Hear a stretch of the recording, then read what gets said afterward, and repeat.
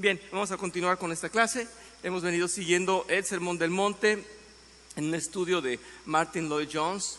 Decíamos que era un puritano de hace 2 siglos, o el final del siglo antepasado, y estábamos viendo las bienaventuranzas. Ya vamos a terminar, si Dios quiere, el día de hoy con los misericordiosos. Esto que dice el Señor Jesús en el monte: bienaventurados o dichosos los misericordiosos.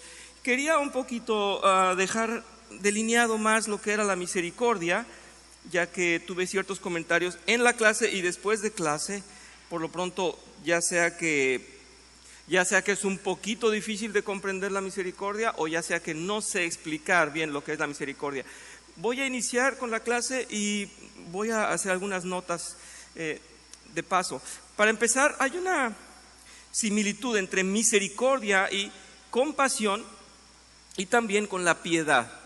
Por lo tanto, si alguien lo comprende de esa manera, como compasión, piedad, está muy vinculado con la misericordia. Hay algunas versiones bíblicas que también lo dicen así. Por decirles algo, en 1 Corintios 13, cuando dice el amor no es jactancioso, el amor todo lo perdona, en ciertas versiones no dice el amor, sino la misericordia, o dice la compasión, por hablar del amor. Ahí podemos ver lo importante que son misericordia, piedad y compasión, porque implican amor. Desde todos los puntos implican amor. Por lo tanto, si lo quieren comprender así, está muy bien. Pero bueno, para efecto de contrarrestarlo o contraponerlo con el pecado, sí era muy importante dejar claro que el pecado se tiene que afrontar. El pecado lo afrontamos con Dios, el pecado lo afrontamos en nuestras vidas como consecuencia. Por lo tanto, me gustaba mucho la forma en que este autor lo presenta. Él decía: el pecado, la gracia sirve para enfrentar el pecado y la misericordia para enfrentar las consecuencias. Vamos un poco por ahí, y quiero recordar solamente 2 o 3 versículos de la clase pasada. El autor dice así, dice que para la Biblia, lo que dice la Biblia es que nosotros, antes de actuar, o sea, antes de hacer, somos. Y en algunas notas lo dice así. Así es que eso es importante. Nosotros tenemos en esencia, gracias a la nueva vida, al nuevo corazón, ya tenemos la misericordia dentro. Ya después habrá que actuar y habrá que reflejarla, habrá que aplicarla, pero antes que nada ya lo tenemos. Y nos dice esto, nos dice: no existe misericordia en el hombre natural. Solamente se es misericordioso cuando se ha recibido misericordia de parte de Dios. De parte de Dios. Sí, el ser natural, ¿cómo es? ¿Recuerdan cómo es el ser natural? ¿Cómo es el hombre natural? Está caído, está alejado de Dios, es egoísta, no tiene la revelación de Dios en su corazón, la ve de lejos, la ve externamente, no la aprueba, no la toma como propia, no la adopta. Entonces, el ser natural no tiene una naturaleza, o no tiene un actuar o una esencia, porque viene caído, viene de esa separación de Dios, de esa lejanía que tiene con Dios. Por lo tanto, no hay misericordia, y solamente cuando Dios nos la da. Voy a hacer un par de citas, decía yo, que vimos la semana pasada. Voy a presentarlas nuevamente. Esta que se las debía porque no había salido muy bien en la imagen. Daniel 9, versículos 9 al 10. De Jehová nuestro Dios es el tener misericordia y el perdonar, aunque contra Él nos hemos rebelado. Esto está más claro que nada. Habla de haber sido rebeldes y comprenderlo. Dice: y no obedecemos a la voz de Jehová nuestro Dios para andar en sus leyes que Él puso delante de nosotros por medio de sus siervos los profetas. Y todo lo que Dios daba a su pueblo era amor, era compasión, era misericordia, era gracia, y ha habido un aprendizaje que solamente venía de Dios. El hombre no tenía eso. Y bueno, les pongo esta frase de la que estaba yo hablando. Creo que es muy ilustrativa. Por favor, adóptenla, por favor, disfrútenla, porque yo creo que esto abarca gran parte de la materia de la clase de los misericordiosos. Entonces, la gracia tiene relación especial con el hombre en pecado. Era necesario que alguien pagara, que alguien lo sacara de su pena, de aquel lugar en donde estaba prisionero del pecado y donde iba a pagar eternamente y necesitaba solución, necesitaba una solución jurídica o judicial, porque iba a juicio, ¿me explico? Y la misericordia está relacionada con el hombre en miseria. La gracia salva al hombre, la misericordia lo libra de las consecuencias del pecado. Espero que sea comprendido, porque para mí esto es muy, muy revelador, muy claro. Y mi consejo es, si se quisieran quedar con alguna relación, con algún punto de referencia, yo les aconsejo lo siguiente: tomen la palabra misericordia y vean ahí cómo nace de el hombre en miseria, ¿sí? Pueden llevarse eso a casa, pueden irse con esa frase: el hombre en miseria necesitaba de auxilio. Es decir, su relación con Dios estaba rota, tenía que pagar por el pecado, eso es seguro. Pero aparte de la relación judicial, del proceso de sangre y que tiene que morir un cordero, aparte de eso, era miserable, no tenía salvación, no tenía nueva vida, no conocía el arrepentimiento de sus pecados, no podía considerarse salvo. ¿Se dan cuenta la miseria en la que estaba? Toda la historia bíblica nos cuenta, desde la caída hasta la llegada del Redentor, nos muestra cómo la desobediencia del hombre lo fue llevando y no le hacía caso a Dios, y Dios volvía a poner sus pactos y a cada vez le renovaba los pactos, y el hombre seguía fallando y no tenía solución. Por lo tanto, el hombre estaba en miseria, y quiero que se reflejen ustedes ahí. Personalmente es muy, muy difícil querer mirar atrás, da vergüenza de lo que éramos antes sin Dios. Estábamos en necesidad, construíamos nuestra propia trayectoria, por así decirlo, y decíamos, voy a hacer esto en mi vida, y fallábamos. Y cuando creíamos que habíamos ganado, teníamos pérdida. ¿Recuerdan cómo lo dice el apóstol Pablo? Todo lo que había ganado lo considero como pérdida. Entonces el hombre estaba en miseria. Ustedes y yo estábamos en miseria antes de conocer a Dios. Por lo tanto, si se quieren quedar con esa imagen de la misericordia, es el amor al hombre en miseria, el amor al hombre en necesidad. Si quieren llevarse esa frase, porque esa aplica para todo. Habíamos dicho amor, piedad, compasión, misericordia. Todo aquello que necesita una persona, todo aquello que nos conmueve a ayudarla porque está en necesidad. Así es que creo que es de lo más sencillo que podemos decir en la clase. El resto es nutrirlo más con las citas bíblicas. Pero espero que quede claro, el pecado se enfrenta. El pecado sí se enfrenta, el pecado hay que enfrentarlo con Dios, y hay que ir al arrepentimiento e ir al perdón. Y Él ya provió, Él ya ha provisto el Salvador perfecto. Por lo tanto, ya está solucionada esa parte que es la más importante, la parte judicial. Todas las consecuencias de nuestro pecado sí tienen, si Dios quiere, ayuda para nosotros. Con esto quiero decir que en la historia de cada quien hay cosas que solamente ustedes conocen y que solamente Dios conoce, vamos a decirlo de la mejor manera. A veces creemos conocer nuestras vidas, pero alguien puede decir: es que en mi familia hubo pecado y las consecuencias del pecado las estoy viviendo hoy. No quiero decir que se te carguen las culpas de tus padres, estoy diciendo que las cosas que pasan en tu familia pueden estarte afectando tu presente. ¿Estamos de acuerdo? Las cosas que hiciste ayer te están afectando tu presente. Tomaste malas decisiones ayer, te están afectando tu presente. Bueno, pues con Dios puedes pedir perdón, arrepentirte, y el rumbo que ya llevas, aunque está destrozado en muchas partes, Dios puede tener, ¿qué? Misericordia.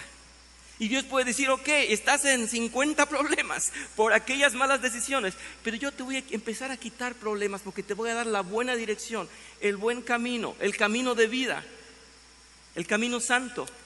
Y empiezan a desaparecer las consecuencias de tu pecado. Qué emocionante, ¿verdad? Pues ese es Dios. Y dice la palabra de Dios: Él es lleno de misericordia, y además sus misericordias son nuevas cada día.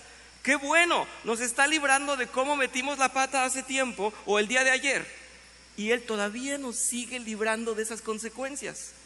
Es maravilloso nuestro Dios. Vamos por favor a ver algunos versículos y quizá esto pueda enriquecerles más. Dice esto que ya habíamos visto la semana pasada. Es tan importante esto: de lo profundo, Jehová, a ti clamo. Es cuando el hombre está realmente comprendiendo sus errores. Señor, oye mi voz, estén atentos tus oídos a la voz de mi súplica. Y si miras los pecados, dice, si miras los pecados, ¿quién, Señor, podrá mantenerse? pues nadie, ¿verdad? Pero en ti hay perdón para que seas reverenciado, o sea, que se te rinda el honor, que podamos rendirte honor, que no estemos perdidos. Esperé yo en Jehová, esperó mi alma, en su palabra he esperado. Mi alma espera en Jehová más que los centinelas la mañana, más que los vigilantes a la mañana. Y termina en este versículo 7, espere Israel en Jehová, porque en Jehová hay misericordia y abundante redención con él. Solamente se puede entonces ser misericordioso el que comprende que Dios ha tenido compasión de él. Es tan triste, tan vacía la persona que dice: yo he tenido suerte y he tomado las mejores decisiones, por eso me ha ido bien. Es triste ver esta postura del hombre rebelde, ¿verdad? Así estábamos.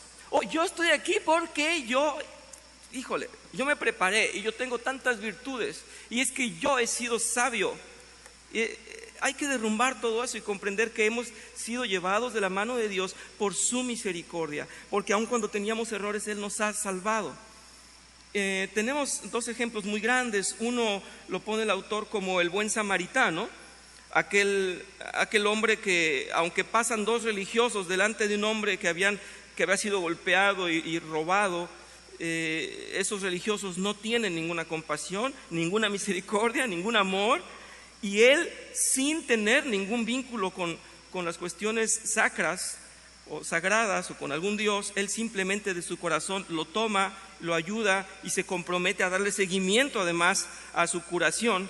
Y este es uno de los ejemplos más altos de misericordia que están en la Biblia.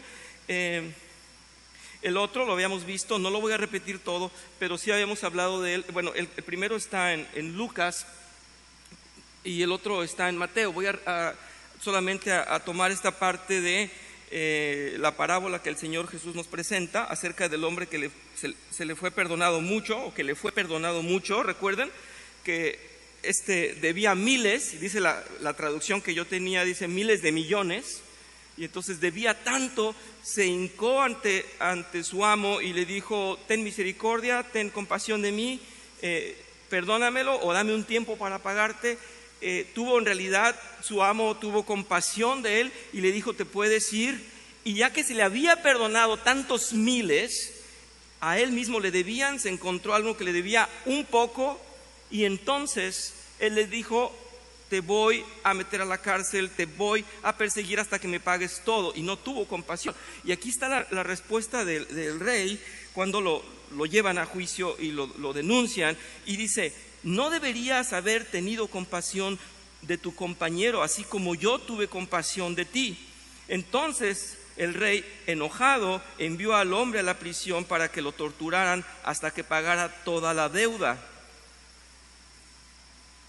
Y cierra con el versículo 35 diciendo: eso es lo que les haría mi Padre Celestial a ustedes, o lo que les hará, si se niegan a perdonar de corazón a sus hermanos. Y obviamente esta es una imagen, obviamente es una ilustración para que se vea la comparación tan drástica de al que se le perdonó tanto, se le perdonó muchísimo, y que él a su vez no perdonó. Esto es impresionante. Ahora bien, textualmente, literalmente, nos está diciendo el Señor Jesús: esto es lo que hará nuestro Padre. Quiero regresarme a esto y quiero despejar una duda, porque me habían hablado un poco de esto y quería hacerlo en público, porque luego las preguntas me las hacen en privado. Hasta donde yo puedo responder, quiero que sean así de cuidadosos. Nuestro Dios es un Dios justo, ¿verdad? Y también Él tiene misericordia. Aquí es donde va a resaltar su misericordia. Escuchen esto. No quiere decir que aquel que es salvo, que aquel que es hijo de Dios, si no tiene misericordia o si falla en misericordia, entonces será castigado. Lo que está diciendo globalmente el Señor es que todo aquel que no tiene misericordia, ¿quiénes dijimos que eran los que no tienen misericordia? Los hombres, ¿qué? Naturales. El hombre natural no conoce la misericordia, ¿estamos de acuerdo? Por lo tanto, el hombre natural va a ser castigado. El hombre natural va a ser entonces castigado, va a ser procesado por aquello que no conoce, aquello que no sabe ejercer, que es la misericordia.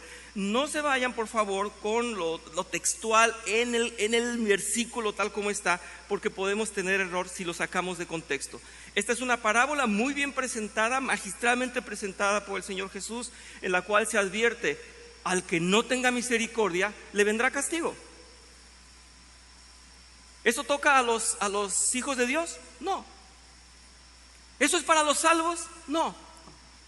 Para los hombres de fe, los que han sido transformados y que se les dio un nuevo corazón, no. Por lo tanto, en el Sermón del Monte el Señor está anunciando esos misericordiosos. ¿Recuerdan ustedes que les había dicho? Es como que nos presentaran un espejo. Está diciendo: bienaventurados aquellos pobres de espíritu, aquellos que lloran porque serán consolados, aquellos que tienen hambre y sed de justicia. Está presentando un espejo y diciendo: ustedes son esto. Y está diciendo: ustedes son misericordiosos. Por lo tanto, está diciendo: ustedes no van a ir al castigo, ustedes sí van a perdonar. ¿Ven qué alto es el compromiso? Es hermoso. De ninguna manera es para que el salvo se sienta condenado. De ninguna manera es para que el salvo diga: si no lo hago voy a perder mi salvación. Y esa es la mala interpretación de muchas iglesias y muchas corrientes eclesiásticas en los cuales sus doctrinas están mal cimentadas. Es una revoltura, porque pueden pensar que versículos como este castigan al salvo. Por lo tanto, no es para jactarse de que no tendremos esas pruebas.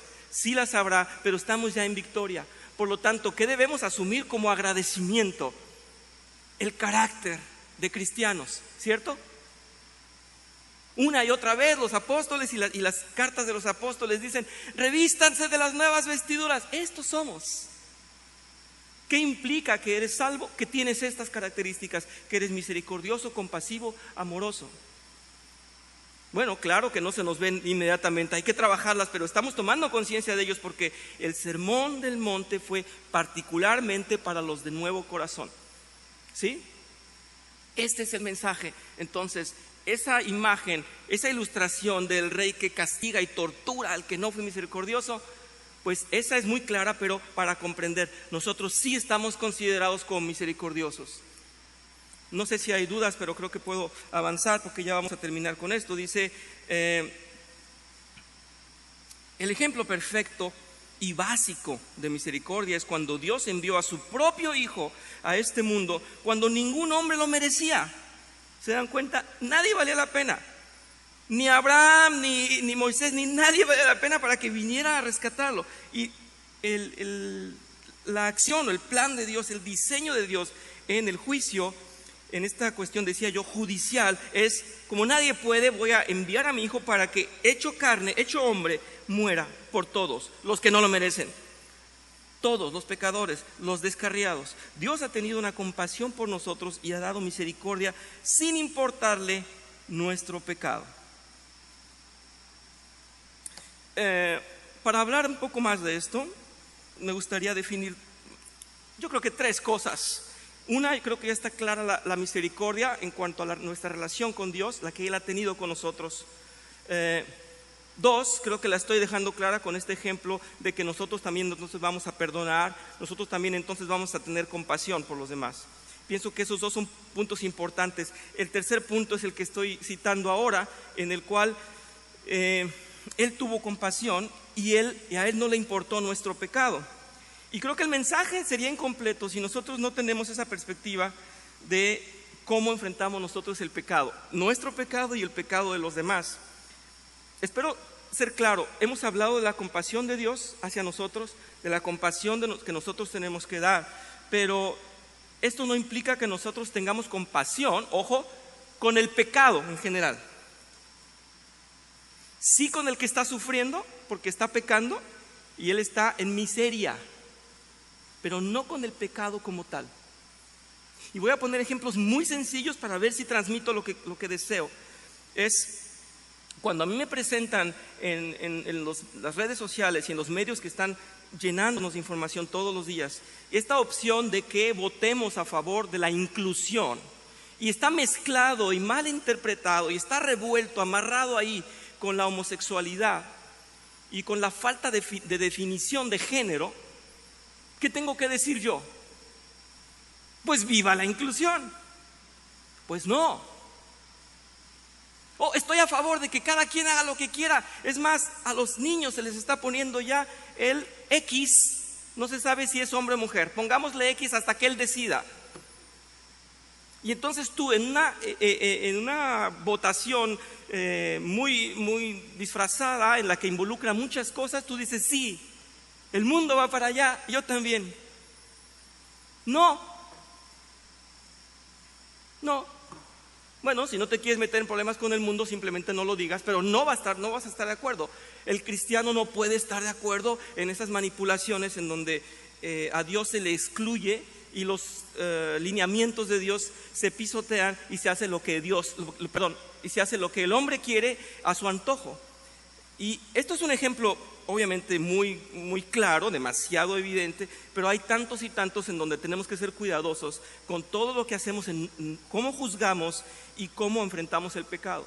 Ahora bien, aquellos que están pecando, aquellos que tienen su bandera gay, aquellos que están proclamando que se les tome en cuenta y que se les permita y que se les aplauda.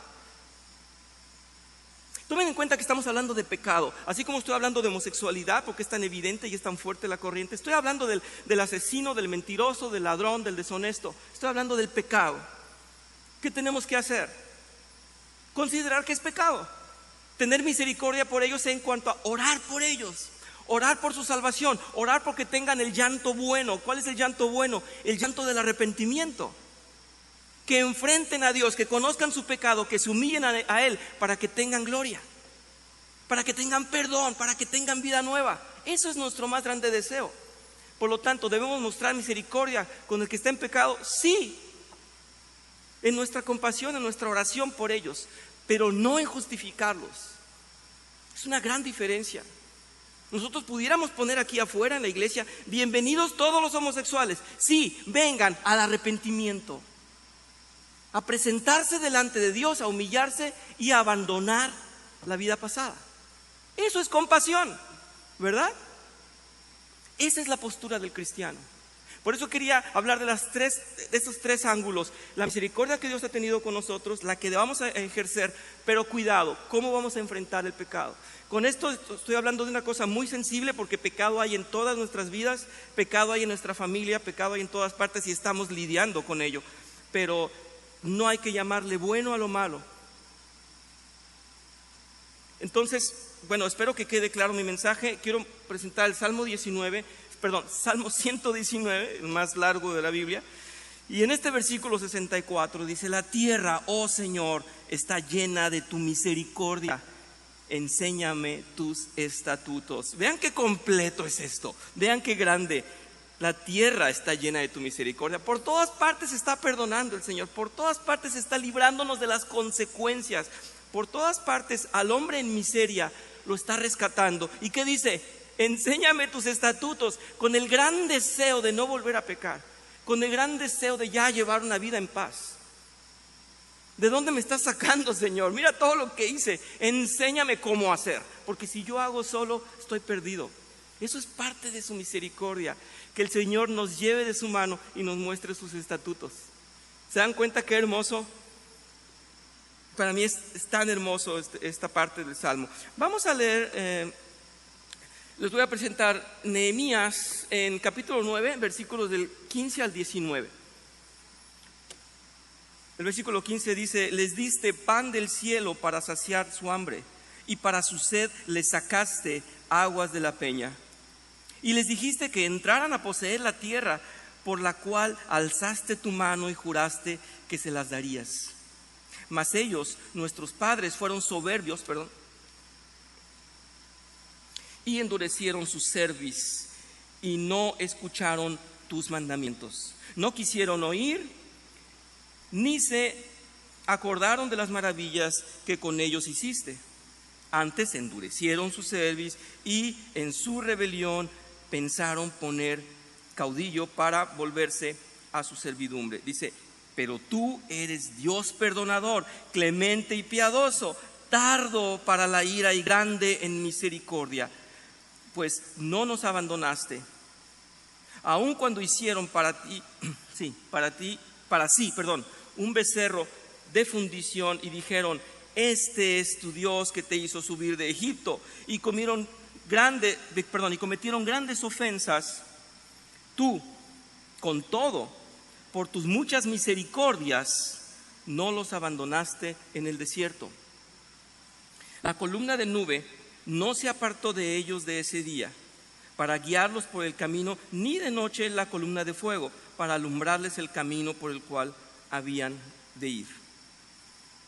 Y esto es, nuevamente, esto es misericordia, esto es piedad de Dios, que aún en constante desobediencia el pueblo necio seguía y continuaba en pecado, y el Señor, con su fidelidad: aquí está mi camino, no se pierdan, aquí estoy, les sigo dando maná. Son rebeldes, aquí estoy, los sigo salvando. Y en el desierto, con aquel intenso calor, aquí está mi nube para guardarlos. Eso es piedad de Dios, eso es misericordia. Son ejemplos de alta misericordia. ¿Quién merecía? Nadie lo merecía, pero ahí está el Señor. A pesar de que se apartaron de Él, que estaban haciendo estos dioses falsos y que estaban ignorando el gran amor de Dios, aún el Señor decía: sigo siendo fiel. No se lo merecen, sigo llevándolos por el buen camino. Y eso es misericordia, eso es misericordia. Sin merecerlo, estaban ahí. No sé si estoy siendo claro y no he tenido participaciones. Me gustaría saber si hay alguna mano. No hay manos levantadas. Bueno, una de dos, o no me entienden nada, o todo está perfecto. Bien, bueno, ya veo al menos 2 manos que dicen sí. Bueno, Dios nos dice en las bienaventuranzas que si somos pobres de espíritu, arrepentidos, mansos y deseamos la justicia, vean, todo eso viene en las bienaventuranzas.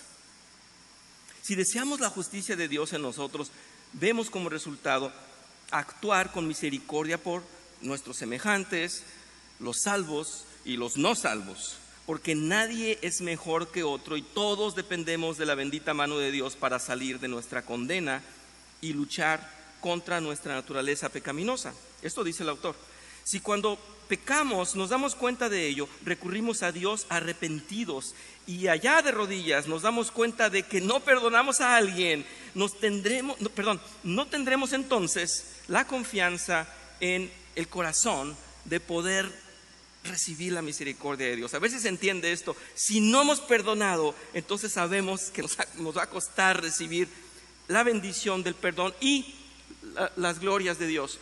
En Salmo 66, versículo 18, dice: si en mi corazón, dice David, si en mi corazón hubiera yo abrigado maldad, el Señor no me habría escuchado. Esto de ninguna manera, espero que no se interprete así, de ninguna manera está diciendo que el hombre se ganó algo de Dios. Está diciendo que le fue retirado por la gracia de Dios la maldad. Espero que estemos de acuerdo. No es el hombre el que ha sido capaz de controlar su maldad, es la misericordia de Dios que ha tenido con él, y él puede entonces comprender lo grande que fue Dios perdonándolo a él para que él pueda también tener misericordia. Y esto es como debe actuar el Hijo de Dios. Dice: si uno no perdona a su hermano, se puede pedir perdón a Dios, pero no se puede tener la confianza en la propia oración, y la propia oración siente uno que no es escuchada. Pero no está condicionada la misericordia de Dios a nuestro actuar. Eso tenemos que tenerlo claro. Más bien, Dios sabe que no podemos abrigar la maldad porque somos hijos de Dios, y entonces nos da la oportunidad, nos da eso que le complace a Él, que es el momento en que lleguemos al arrepentimiento. Esto es un deleite para Dios. Espero que quede claro. Como sabe que nosotros por nosotros mismos no podemos permanecer en santidad porque tenemos una carne pecaminosa, a cada vez que vamos a refugiarnos ante Dios, a cada vez que vamos arrepentidos, Dios se goza de nosotros. Eso es hermoso. Mis hijos se están arrepintiendo, y a cada vez que vienen arrepentidos es un placer para Dios, que lo que está ganando es su nueva condición, es que han nacido de nuevo. Cada vez que su carne los traiciona o los quiere traicionar, ellos vienen arrepentidos y piden de su perdón. Bien, en el Sermón del Monte está preguntando el Señor: ¿qué has hecho con el poder de Dios? En realidad nos está diciendo, tienes todas estas capacidades. Debemos darnos cuenta, dice el autor, de que delante de Dios no tenemos ningún derecho y que solo su gracia y su misericordia nos perdonan. Nadie podría llegar a los pies de Dios y decir, Señor, yo me merezco tu salvación. Hoy lo comprendemos, ¿verdad? Nadie puede decir, yo en realidad merezco esta situación que me has dado porque yo soy un hijo fiel, porque yo me he portado bien. Y si recuerdan, el pueblo judío tenía esta idea de tantos lineamientos y tantas cosas que ellos habían sobrepuesto a la ley, o antepuesto a la ley también, que ellos decían, somos merecedores. Nosotros sí merecemos. Y el Señor Jesús viene a decirles con el Sermón del Monte, no, estos son los estatutos, son mucho más altos, son estatutos del corazón. Y aún mejor es ver cómo más allá del perdón, la misericordia implica hacer el bien, aún aquel que no lo merece. Quiero presentar Lamentaciones, capítulo 3, versículos 22 al 23, y esto dice Jeremías. Pero esto consideraré en mi corazón, y por esto esperaré, que por la misericordia de Jehová no hemos sido consumidos, porque nunca decayeron sus misericordias.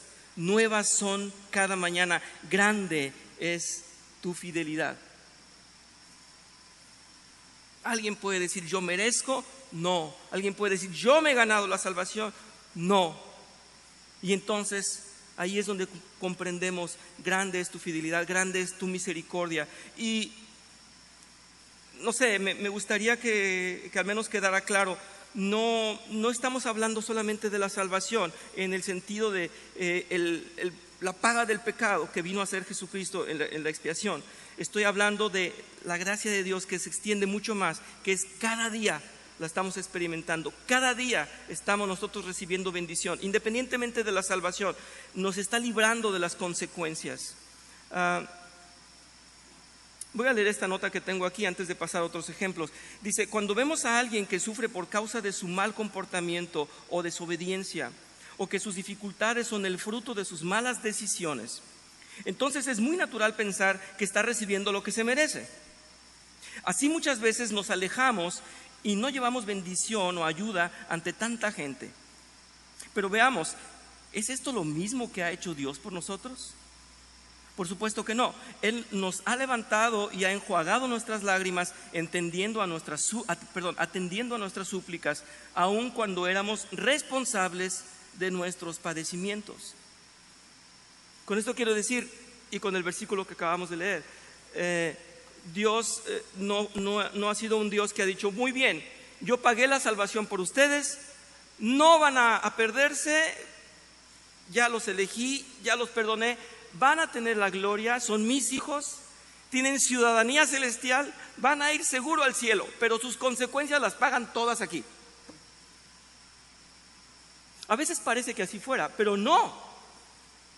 Aún y con todo, aún cuando nos está dando la entrada al cielo, nos está tomando, nos está adoptando como hijos, aún así, no solamente de eso se trata el regalo, se trata de que nos está salvando de tantas situaciones que nuestro propio pecado ha cometido, o ha causado, o ha originado.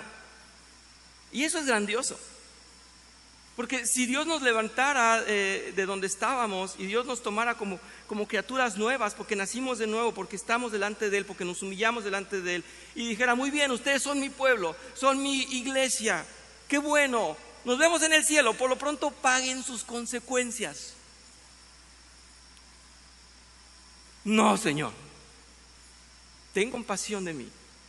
Porque entonces reconozco que he fallado, porque siendo criatura nueva me doy cuenta y abriste mis ojos y quiero que me libres de mis mismas consecuencias. Y el Señor tiene compasión y el Señor tiene misericordia, ¿cierto? Pues qué grande es Dios, porque no nos ha dicho, no, ustedes arréglensela, nos vemos en el cielo, son mis hijos, pero aquí ustedes tienen que recibir lo que hicieron. Pues no. Es maravilloso porque nos está librando día con día. Por eso decimos, tus misericordias son nuevas cada día. Porque nos está llevando cada día de su mano, no nos suelta y nos está librando de tantas consecuencias que nos habíamos buscado. Voy a leer para ustedes esto. Dice, Abraham tuvo misericordia pese a que su sobrino Lot obró mal con él. ¿Recuerdan? Abraham pidió por la liberación de Lot.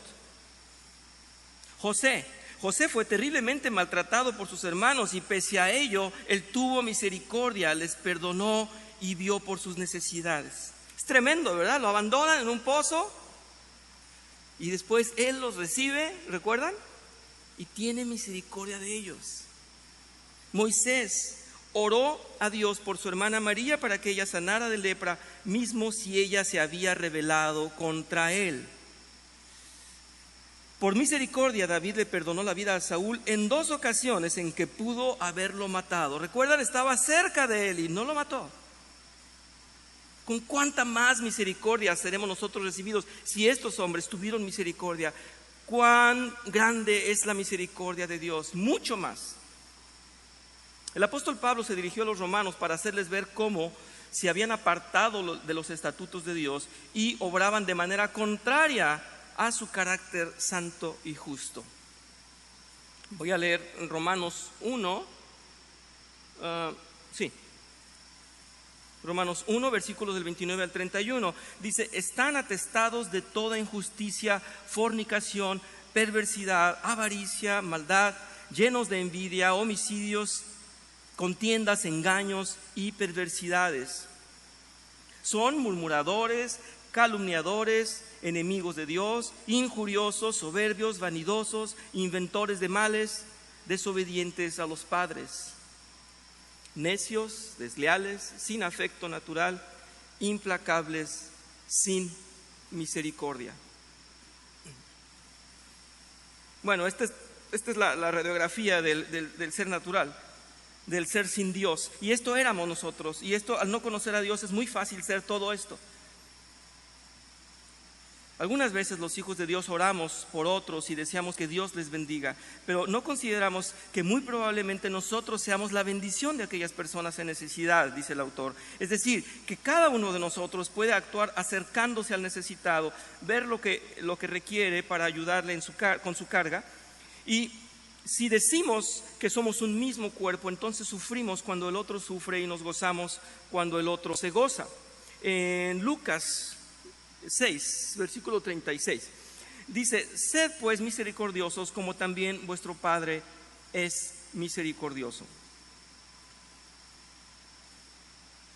Agustín de Hipona tuvo tanta misericordia que invitó a muchos pobres a comer en una mesa muy grande y muy bonita en la cual estaba grabada esta inscripción. Y dice, no la tengo para ustedes.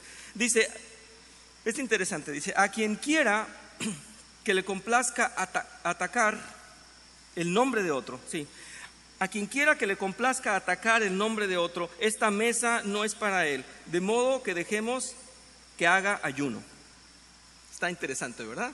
Aquel que no tenga piedad, aquel que no tenga misericordia, no venga a comer. Y esta la preparó para ellos, él les dio de comer gratis. Repito, a quien quiera que le complazca atacar el nombre de otro, esta mesa no es para él, de modo que dejemos que haga ayuno. Vamos ya a llegar a la conclusión de esto y con este versículo de Hechos dice, en evidente misericordia, Esteban estaba proclamando misericordia para quienes le atacaban. Esto a mí ya me rebasa. Yo sé que muchos de ustedes son mucho más santos que yo, pero a mí si me están apedreando, yo no digo, Señor, no les tomes en cuenta este pecado. Es un poquito para reflexionar si estamos a ese nivel. Pero ¿cuál era la gloria de Esteban? ¿O por qué podía estar diciendo esto? ¿Recuerdan?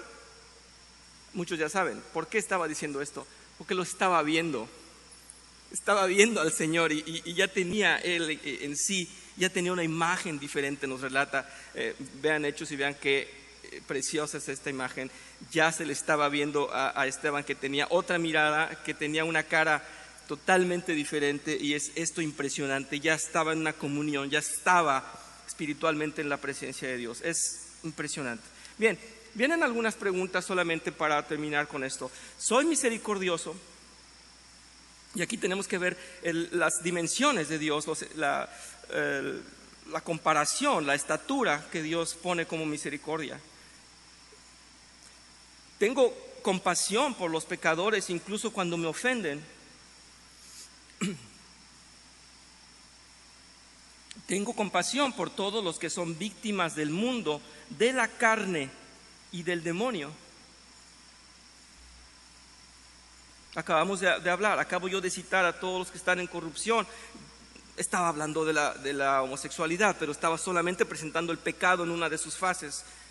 Ellos son víctimas del mundo, son víctimas de la carne y del demonio. Hay que tener compasión con ellos. Entonces es una buena pregunta. ¿Soy compasivo con aquellos que están sufriendo las consecuencias de sus actos errados? Este es el asunto. Dice aquí, al orar por quienes están pecando, estamos aplicando la misericordia, ya que ellos necesitan ser confrontados con Dios y arrepentirse. El darse cuenta de su horror y pasar por el llanto del arrepentimiento es bueno y santo. El pecador necesita que lo rescaten. El pecador, pues nosotros, ¿verdad? Nosotros necesitábamos ser rescatados. Creo que ya terminamos con esa bienaventuranza y vamos a dejar para la siguiente semana.